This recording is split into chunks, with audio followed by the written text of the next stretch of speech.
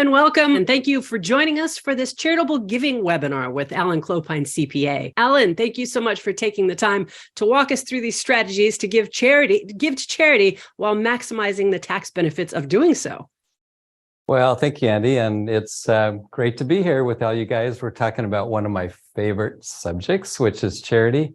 I like to give time and money. Today, we're going to focus on the money part, right? How to get tax deductions. What are the strategies that make sense?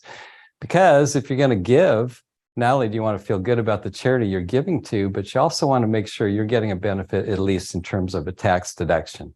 So that's what we're going to talk about today. Charitable giving, steps on informed donations.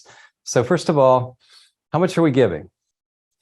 Gosh, almost $500 billion. Half a trillion is the amount that charities are getting from us, United States citizens. That was in 2021.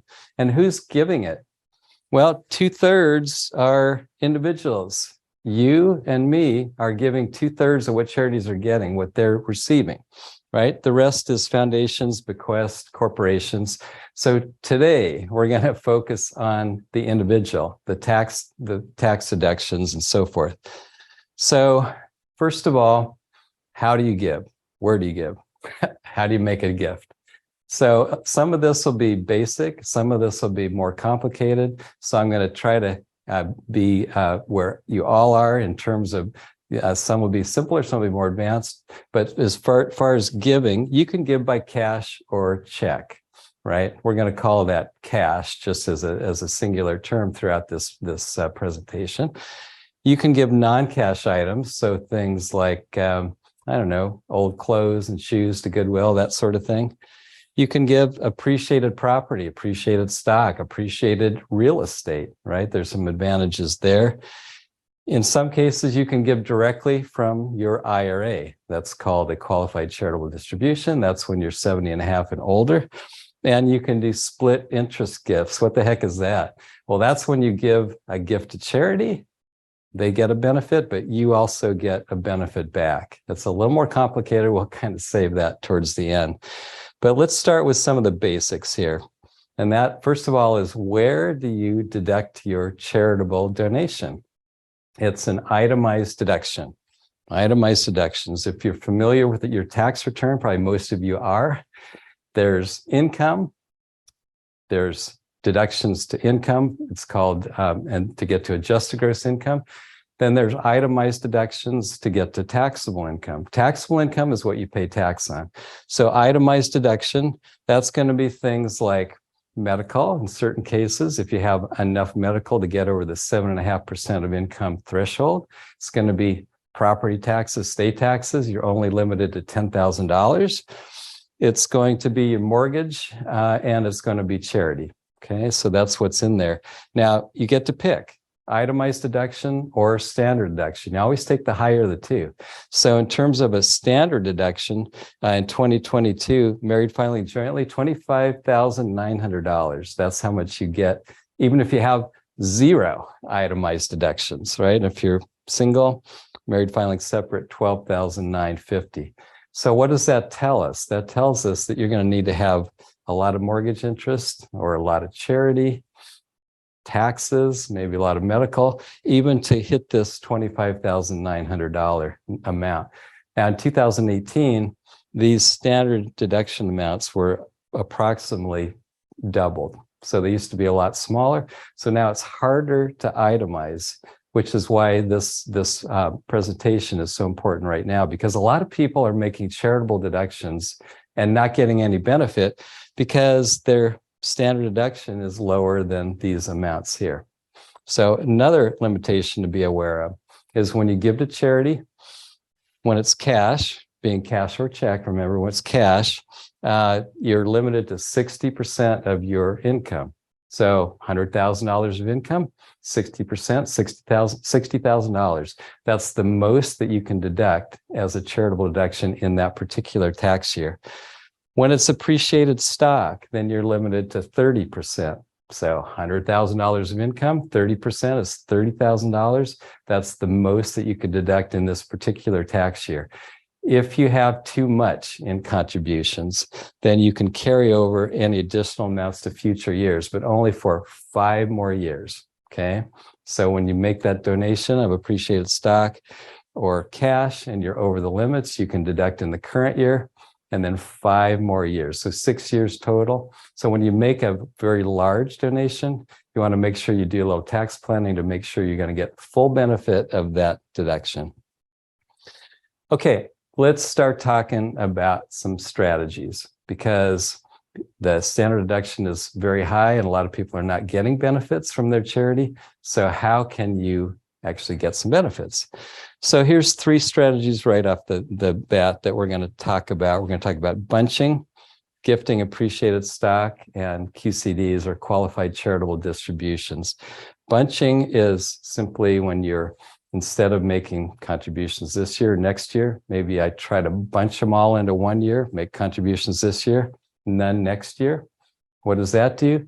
Well, it puts more donation deductions in a particular year to get me over that standard deduction. Gifting appreciated stock is very nice because you give away whatever stock, whatever it's worth at the date of the donation is your deduction, and you don't have to pay taxes on the gain. And then finally, QCDs, qualified charitable distributions, that's when you're over 70 and a half. We'll get into that. That's actually a great strategy as well. So let's focus on bunching to start with. This is probably the simplest strategy there is out there. Doubling your donations in 1 tax year, don't donate the next year. Okay, so that works pretty well, except when you're used to giving, like, say, to your church every month. Because here's what I've seen happen is people double up in December or whatever. They make their contributions for this year and next year for the church. And as soon as you do that, then you're going to get letters. Okay, well, last year you made $20,000 donation to the church. Well, how about this year? And you're saying, wait a minute, that was for this year and next year. So that can be a little bit confusing. But to me, where that works well is if you typically make donations right at year end, then maybe this coming year, right, you go ahead and make your ones in December. And then the ones that you're going to make next year, right, maybe you make those as well, right? And then you don't do anything the following year. And then the next year, you make them both in January. So you're roughly 1 year apart when you do it, but you're kind of doubling up on your donations. So that can be really effective when you're right near that standard deduction, because, you know, if you're trying to just get over it to get some benefit, that could help you get some benefit.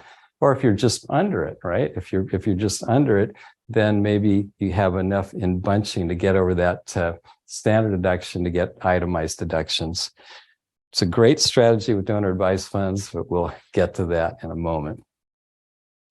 Okay, gifting appreciated property. This is a very good one, because when you're giving like a stock that you bought, and at the date of that donation is your tax deduction. So you got stock, $10,000 stock, that's what it's worth, not what you paid for it, that's what it's worth. You get to deduct the full $10,000 against your tax return, and you don't have to pay the taxes on the gain, right? Because typically you'd sell that stock, you'd pay tax on the gain, and whatever's left over, you donate, right? You get a deduction for what you donate. So let me give you an example here. So this is that $10,000 stock that I had mentioned. Okay, and let's say you paid $1,000 for it. So you have a $9,000 gain. So let's look at the possible benefits that you get from donating this stock. So first of all, $10,000 stock, let's go with the 37% top federal tax rate. I'm not considering states here. If you're in a high tax state, then the benefit will be even better. But 37% of $10,000, you get $3,700 as a tax deduction. So that's, you're going to pay $3,700 less on your tax return as a result of this donation. But then you also avoided capital gains, right? Remember, I just said $10,000 is the value, $1,000 is your purchase price. You got a $9,000 gain. The tax rate on tax gains, capital gains, are taxed at either 0%, 15%, or 20%, depending upon your tax rate right? And then there's something called a net investment income tax, which kicks in for a single person when your income's over 200,000, married 250,000. Then all of a sudden, it's not just that 0, 15, and 20%. You have to pay an extra 3.8% on passive income, which includes capital gains. So I've used 23.8, the 20% plus the net investment income tax. So that applied to the gain is $2,142. So what's your benefit? Well, I saved taxes and I didn't have to pay taxes that I would have otherwise paid. So it's a $5,800 benefit, right, for doing this $10,000 donation. Now, if I'm in a tax state that has a 10% tax rate, then obviously these are bigger still. So this can be a great strategy. In fact, for all of you that have appreciated stock in your non-qualified, non-retirement account, this does not work in your IRA or your Roth. It has to be outside of a retirement account. You have appreciated stock outside of your retirement account. It's always better to give the stock than it is cash or check, because the cash or check, you've already paid taxes to get it into your checking account, number one. Here, when you give appreciated stock, then you don't have to pay the tax on the gain. And you may not know this, but virtually every single charity that I've ever seen will accept stocks, right? And so they get the appreciated stock, they sell the stock, but they don't have to pay the tax either because they're a nonprofit. So it actually works out pretty well for everyone. Okay. Another really good one, which is, I don't know, maybe 10 years old or so, maybe not quite that old. Qualified charitable distribution. We like to say QCD. Accountants are known for abbreviations. So QCD is what you may hear. So this is giving directly from your IRA. So you have a donation you want to make. It comes from your IRA directly to the charity. If you don't get it yourself, IRA to charity. It's a direct transfer to charity. Couple caveats, though, is you have to be 70 and a half to be able to do this, right? Which is, so it doesn't, not everyone qualifies, but as we age, I'm aging, we're all aging. When we get there, right? Or maybe we're already there, you can do that directly from your IRA. And then when you are 72 and older, you have to take a required minimum distribution. Another acronym, RMD. Right? And this counts, this gift directly to charity counts as your required minimum distribution. So that actually works out pretty good. You can do $100,000 per person. If you're married, that's $200,000 that you can give directly to charity. So that's a pretty good thing. If your required minimum distribution is $40,000, great. You can give it, all of it, directly to charity, no problem. Can you do more than the $40,000? The answer is yes. You can do $100,000 if you want. You could do $20,000 if you want. It doesn't really matter how much goes to charity. You know that when you're of required minimum distribution age, 72 and older, you've got to give whatever that minimum is. In my example, $40,000. You can give all of it to charity, part of it to charity. You can give more to charity up to this $100,000. Why is this a benefit? Well, what happens is when you give the money directly to charity, it does not show up on your tax return as income, right? Now, you don't get a tax deduction either because you didn't pay tax on what you withdrew. So on the surface, it would seem like, well, what's the benefit? You don't have income, you don't have a deduction, taxable income nets out, it's about the same. Well, not necessarily, because the more adjusted gross income you have, the more likely your Social Security is going to be taxable, the more likely that you'll have your rental property losses minimized, the more likely you'll be subject to net investment income tax, and on and on and on. There's a lot of things that tie into adjusted gross income. If you can keep the required minimum distribution off your 1040, page 1 of your tax return, that can be a pretty good thing. Okay, maybe let's get a little more advanced now. Some of you kind of said, I already know that stuff. That's good. So let's kind of go to the next level. So there's a couple really interesting strategies. One's called a donor advised fund, where you can actually take future contributions and get the tax deduction right now. And then there's a split interest gift. What's that? That's when you give something to charity, but the charity gives back to you as well. So you're splitting the gift between the charity. So let's start with donor advised fund. And don't freak out. There's a lot to this, but it's not really that complicated. So we start with the donor, who then contributes cash or property, appreciated stock, could even be real estate, to a donor advised fund. Donor advised fund is an account that you control. You get to decide how it's invested, right? You get to decide how it gets doled out to charity. What happens in the current year is you give the cash or property to the donor advised fund, then you get a tax deduction for everything you put in there. Like, let's say, for example, you have a very high income year, you have a big bonus or stock option income, or you sold a business, or you sold real estate or whatever, and you want a big tax deduction. So what you do is you might look and see, well, you know what, I want to give $5,000 away for the next 10 years. Why not just take the deduction right now in the year where I need the deduction? 10 times 5,000, that's $50,000. Why not put $50,000 into a donor advised fund, take the full deduction, right, in the year that I need it? So it's a great strategy. You're a trustee, meaning you control the investments. You also control what charities get what amounts. What's kind of cool about this is you don't have to distribute to charities right away. You could just let this sit for a while, or you could start distributing as quickly as you want. There's no minimum, there's no maximum in terms of how much you distribute. So if you go with my simple example, maybe you want to take that $50,000 and $5,000 each year goes to the charities of your choice. You do not have to decide the charities when you set it up. You decide it annually each year. Now, remember, you got a tax deduction when you made the donation. So by the time you're writing checks to charity, there's no additional deduction because you've already taken it. But this account's invested. It could go up, it could go down. That's just the way investments go. If it goes up, charities will get more. If it goes down, charities will get less. But you already got the original tax deduction.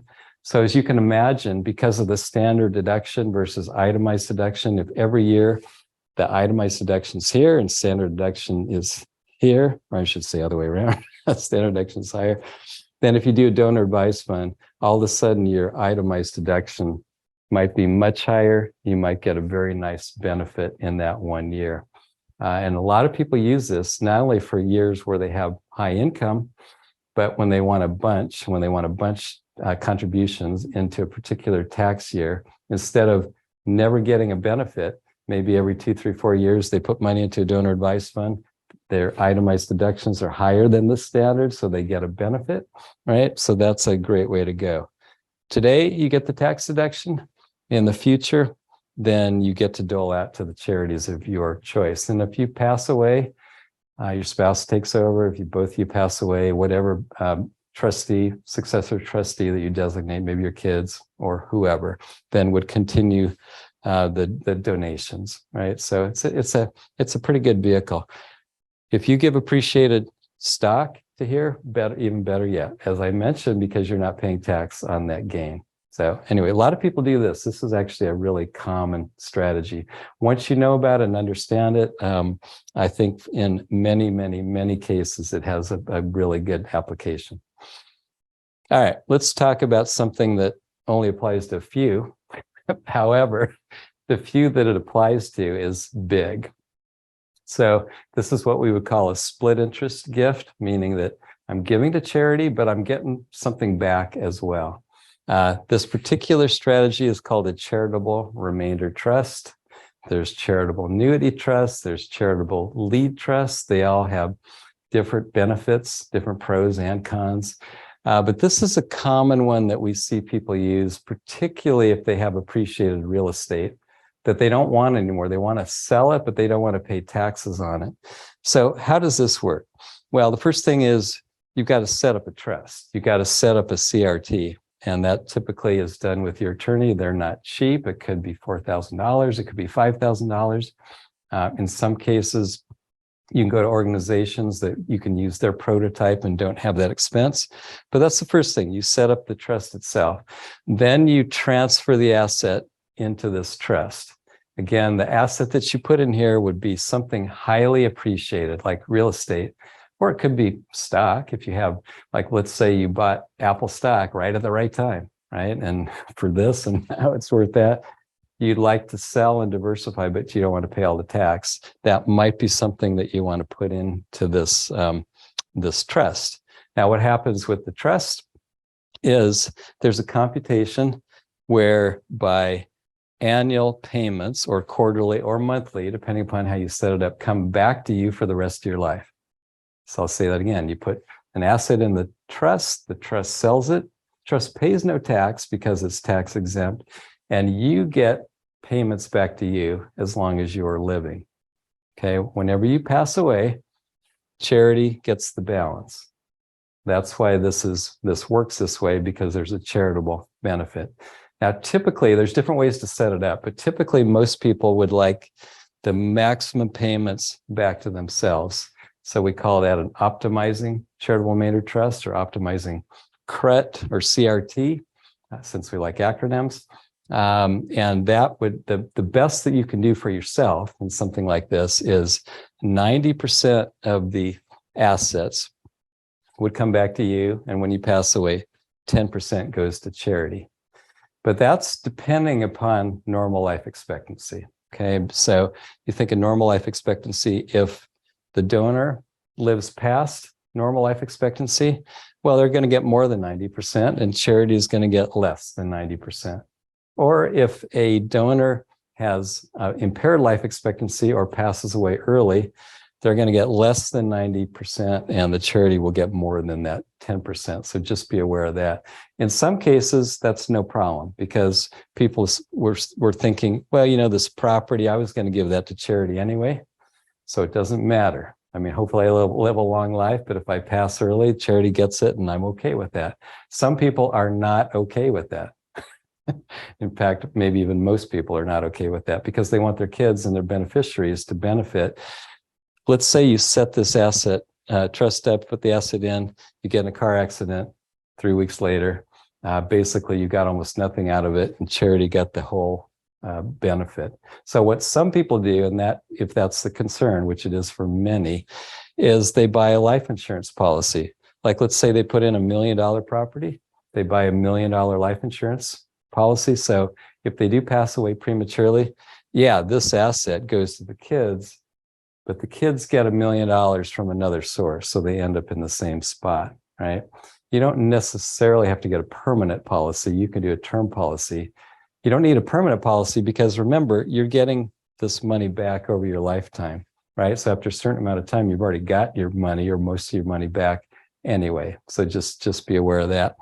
One more thing I want to tell you about this is this can be set up on a joint life. So it's not just yourself, it can be you and your spouse.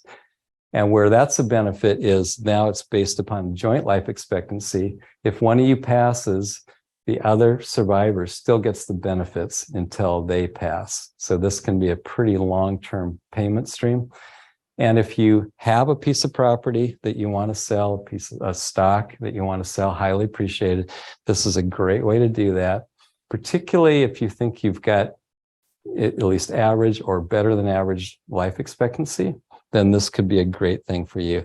If you have impaired life expectancy, this may not be the best strategy for you, because charity will potentially end up getting more. There's so many ways to structure this. I can't go into all of them right now, but just be aware of this. This is when you have a highly appreciated asset that you want to sell and you don't want to pay tax, then this would be a strategy worth looking at. All right. I've got a bonus strategy for you. It's also a split interest gift. This is called the Charitable Gift Annuity.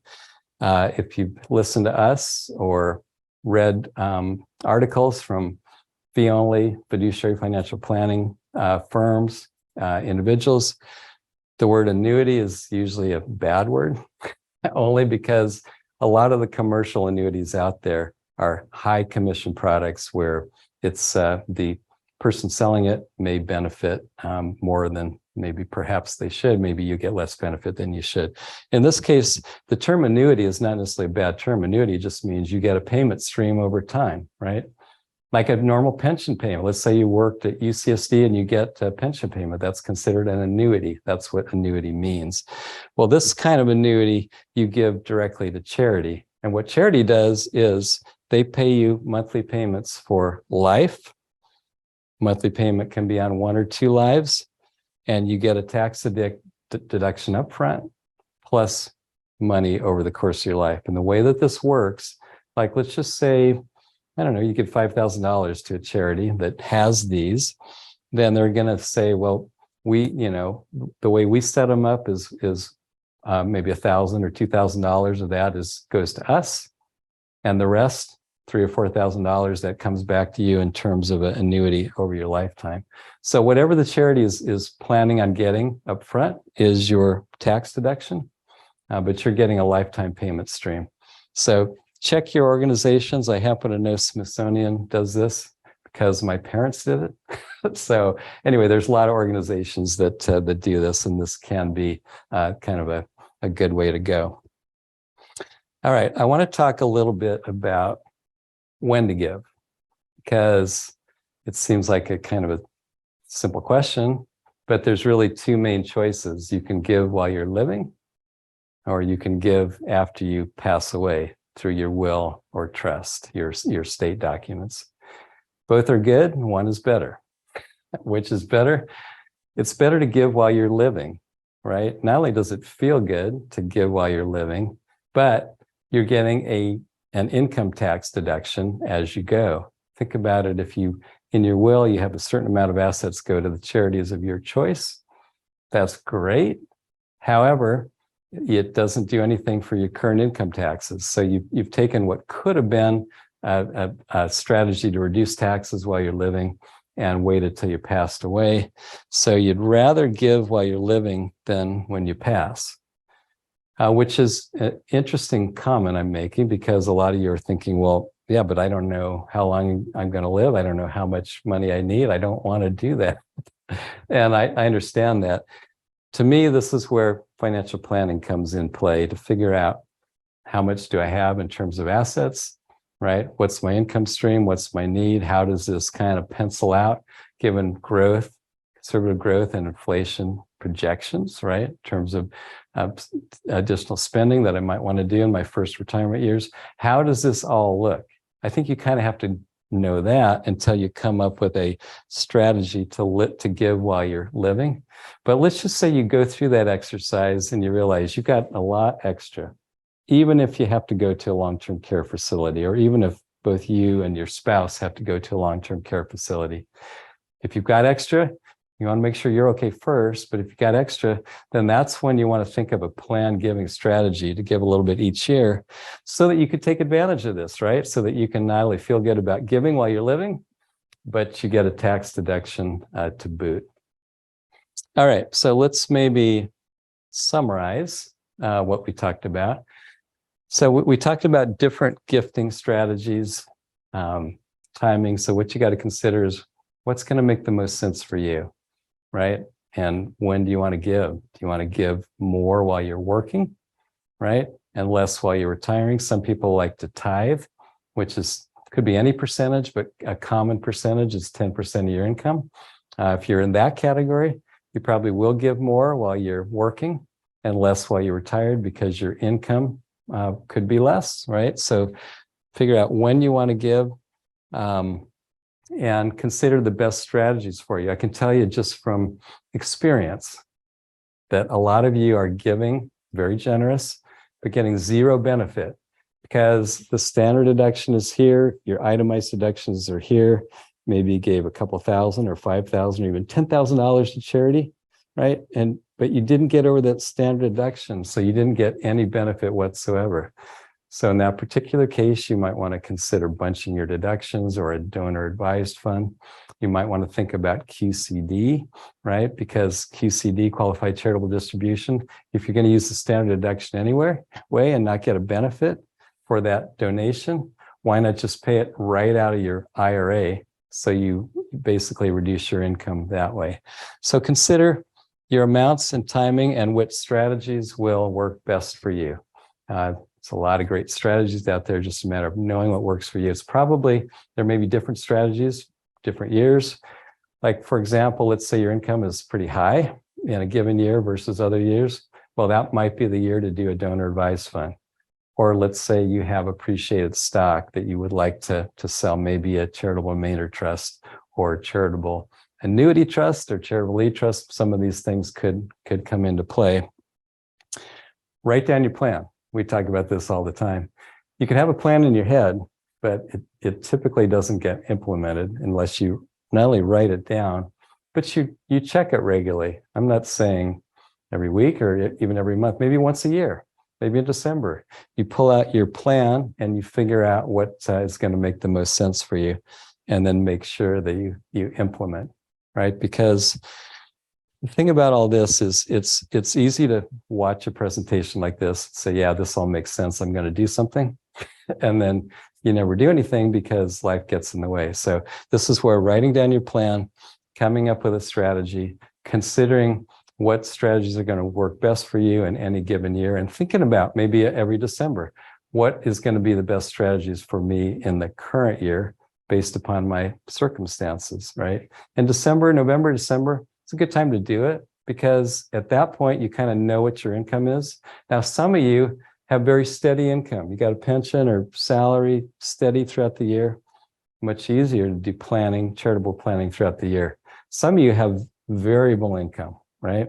Let's say you work in sales and you're commission based and you never know exactly when your salary is going to be higher because of commissions. So maybe you want to wait in November, December to try to figure out what charitable strategy makes the most sense for you, right?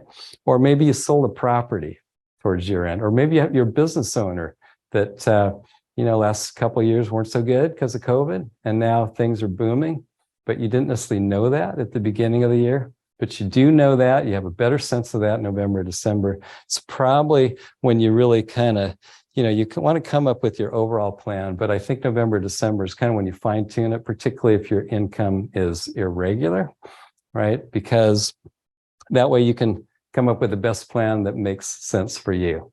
So with that, I think that's what I wanted to tell you today in this presentation. Andy, do we have any questions? Mike says, can I contribute IRA money to a donor advised fund? Great question. IRA money to donor advised fund. So let's go back to what we're talking about. We're talking about a qualified charitable contribution or distribution. So remember, this is when you're giving money directly from your IRA to charity. Remember, you got to be 70 and a half years old to do this. And it can count towards your IRA, towards your required minimum distribution. And it can be up to $100,000 per person. So the answer that you're asking is no, unfortunately.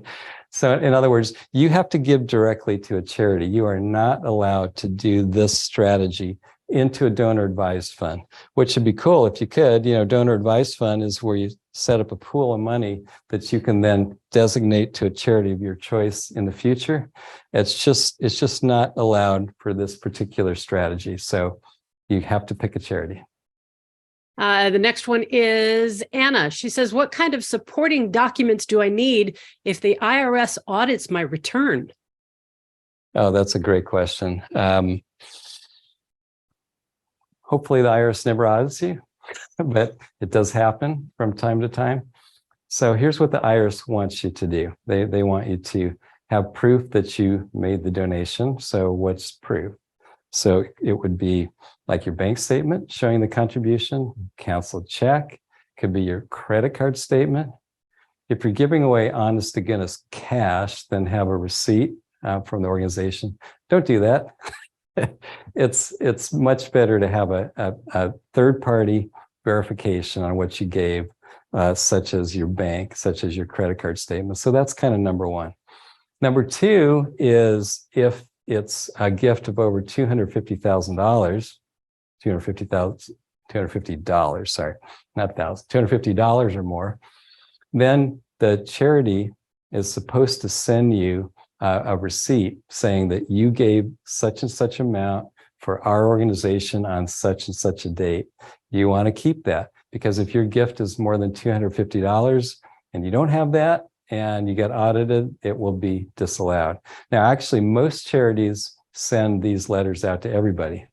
And I think, if I'm not mistaken, I think if it's over $75, the charity is required to send it to you. I think that's the current rule. But for you, the important thing to know is if your donation is more than $250 in a year, not one time, in a year, if you give several donations of $20 and it gets over $250, you've got to have a letter stating that you gave that amount. So those are the two things that you need as far as documentation to be able to prove the donation if the IRS audits you. The next question is from Joanne. She says, I will take my first RMD in 2023. If I want to do qualified charitable distributions, do I just call Vanguard and tell them to donate the RMD to all of my favorite nonprofits? Great question. So we'll go back here where we were. Again, this qualified charitable distribution, how do we do it? And it depends upon who you're with. If you're with Vanguard or Fidelity or Schwab, they're all pretty similar. I know for a fact that Fidelity, you can do all of this online. So you just log into your account, you go ahead and set up a distribution, right, from your IRA, and you check the box qualified charitable distribution, and you say where the money's to go to. Now, remember, and I probably should have said this before, when it comes to a charity, it has to be a qualified charity, which is, in accountants' terms, it's a 501c3, 501c3, which is numbers and letters that don't mean much. It's a code section, and basically what that says, it has to be a charity that's organized in the United States under that code section, which virtually all charities are. I shouldn't say all. There are nonprofits that are not. For example, political organizations do not qualify. And there's other organizations that never got their status. You can't give money to an individual. It has to be an organization that's a 501c3. But yeah, you can do it right online at Vanguard. If that's too confusing, just call up their 800 number and have them walk you through it. That'll be true anywhere, whether it's Fidelity or Schwab. You can either go online or call to get some assistance on that. Remember, you have to be 70 and a half to do this. And also remember, it can count towards your required minimum distribution if you're 72 and older. All right. And the next question comes from Greg. He says, how much am I allowed to deduct for non-cash donations to Goodwill and Salvation Army? Okay, non-cash donations. Good question. So a non-cash donation is like, you go into your closet, you've got old clothes or old shoes, or I don't know, an old toaster, whatever it might be. So you gather that up, you take it to Goodwill, right? And you do want to ask for a receipt, because when you drive up to those places, they will ask you, do you want a receipt or no? The answer is yes. You want a receipt, because that helps prove that you actually gave that donation. They will not typically itemize what you're giving them. That's up to you. Right? So in some cases, people take that little receipt and they just write out what they gave away. Okay. And if they, or maybe they just kept their own spreadsheet or whatever. So I would say this. I mean, I have seen people get to I gave away 4 shirts, 4 pairs of socks, 2 shorts. I mean, that's great if you want to go to that level of detail. In my experience, a bag of clothes, a bag of shoes, that can suffice. But remember, when you're thinking about what's the value of the donation, it's not what you paid for it. It's what you could sell it right now at a thrift shop, which is pretty low, probably 10% of what you paid, maybe 20%. So don't go crazy. If you bought a $1,000 suit and you give it away, you're not getting a $1,000 deduction. Maybe you're getting $100 deduction. $150 deduction. I'm not sure, but just so itemize things out. What I have basically seen, and this tends to work on audit, is just like I say, bag of clothes, bag of shoes, bag of toys, whatever, and then come up with a valuation. Try to think about what you paid for this, and then take 10% of that as kind of an estimate.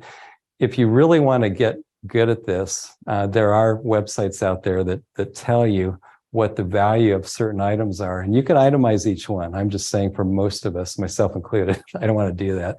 I don't think you do either. So just kind of write this down. Now, if your total donations to Goodwill, Salvation Army, or whoever are less than $500, you don't really have to worry too much about it. Okay. But if it's more than $500, now you got to start itemizing on your tax return. Okay. So that means that now for every organization that you gave non-cash, goods to, you got to put down the date of the donation, the name of the who you donated to, their address, their ID number, what you gave, what the cost basis was, in other words, what you paid for it, what it's worth right now. That has to go on your tax return. So just remember, if you're under $500, you don't have to do much other than just have a few records. If you have more than $500, you have to itemize. And furthermore, if you give more than $5,000 away of non-cash items, of related type items, you may need an appraisal.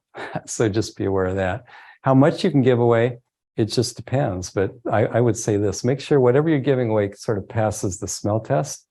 Like, let's say you make $50,000 a year, and every year you're giving $10,000 of non-cash donations, which probably meant you spent $100,000 to get that.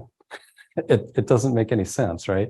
So just be careful. Here's what I've seen in practice is people will give a couple $100, $500, $800, $1,000, $1,200, year in, year out. And then they might have 1 year where it's a real big amount. And the reason is because maybe their parents passed away or their uncle passed away and they inherited a bunch of stuff that they gave away. That would be a good example of why you might have a big amount. You may be questioned. However, these days, when it comes to audits, most audits are not going to the office, right? Most audits are by letters, which is way less intimidating. So you get a letter in the mail saying, we're concerned about your charitable deductions. Please send us what documentation you have. And typically, then you just write a letter, you copy the documentation, and you send it out. Make sure you have the documentation in case it comes up. If, for example, you're kind of giving $500 every year, and then all of a sudden it's $4,000, yeah, you might get a letter. That's a lot higher amount. You may not. IRS is stretched on resources, so they're not doing a ton of audits. But typically these days, when you do get audited, it's a letter. All right, the next question is from Randy. He says, can I deduct the amount I spent at a silent auction at a local charity as a charitable deduction? Oh, that's a good question. So silent auction. So I'm sure a lot of you guys have been to them. So you go to some kind of gala, some kind of charitable event where it might be a dinner, it might be whatever, some kind of get together, could be happy hour type of thing. Oftentimes there's some kind of speaker for the organization or a couple speakers, and many times they have an auction. Sometimes it's silent, sometimes it's not silent, right? People are actually bidding on stuff. But a silent auction is where, maybe before the dinner presentation, whatever they're putting on, there might be a whole bunch of tables with stuff on it, like trip to Cabo San Lucas or, right, whatever, a new toaster, whatever it could be. And then you kind of put your bid on that.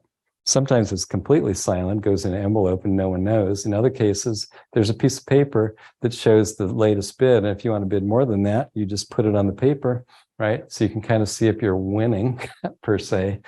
But then let's say at the point where they announce the winners, if you're the winner and you get this trip or whatever, then there probably is a charitable deduction, but not the whole thing, right? So what the IRS says is that you take whatever you gave in total and whatever the value of what you gave, that difference is your charitable deduction. Sometimes that's hard to figure out, right? Sometimes the organizations will tell you what the value is, sometimes they don't. If they do, great, just use that amount. In some cases, the value might be more than you paid for it. So you do not have a charitable deduction in that particular case, right? So just be aware of that.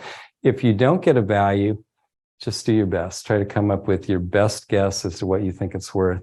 Subtract that from your total donation, and that would be the amount of your charitable deduction. Alan, I think we have time for just one more question, but in the meantime, armed with the right information, you can control how much tax you pay now and in retirement. Sign up for a free tax reduction analysis with one of the experienced professionals at Pure Financial Advisors. I've put the link into the chat. You can go ahead and schedule it at a date and time convenient for you. You will learn how to implement the charitable giving strategies that Alan has been talking about today. You'll learn how to legally pay fewer taxes than ever before, the benefits of the Roth IRA, myths and mistakes to avoid. You'll also learn tax loss harvesting techniques, tips for reducing taxes on your investments, and how to generate tax-efficient income in retirement. This no-cost, no-obligation, one-on-one tax reduction analysis is specifically tailored to you and your financial situation. Pure Financial Advisors is a fee-only financial planning firm. They don't sell any investment products or earn any commissions, and Pure Financial is also a fiduciary, which means that we are required by law to act in the best interest of our clients. Pure Financial Advisors has 4 offices in Southern California and new offices in Seattle, Denver, and Chicago, but you can meet with any of our advisors online from anywhere via Zoom. Just click the link, choose the day and time that works the best for you, but get your appointment booked ASAP while there is still time on the calendar. That link, once again, is in the chat. All right, so now let's get to our final question, which was from Phyllis. She said, would real estate be a good asset to put in a charitable remainder trust? Phyllis, the answer is yes. So let's go back to there. Charitable remainder trust, this is that split interest trust where you get a benefit and charity gets a benefit, both. So remember, you set up the charitable trust first, you put the asset in, appreciated real estate. Then the trust sells it, reinvests however you want to, maybe a globally diversified low-cost portfolio, which is what we might recommend, but it could be anything that you want. You get payment stream for life, right? Charity gets whatever the value is when you pass away. So that's the benefit. Yes, real estate is a common asset used in this particular circumstance. And if you think about it, like let's say you bought a rental property in the 1980s or 1990s for kind of a low amount because property has appreciated pretty well a couple times since then. And so now it's worth a lot. And not only is you paid for this and it's worth this, but you depreciate it. So your cost basis is now down to almost nothing. You don't really want to sell it, right? Because you have to pay a lot of tax. So you want to go ahead and do this, or you want to consider this strategy. You put that appreciated real estate in, and then the trust sells it and pays no tax because it's a tax exempt trust. So it's a great strategy.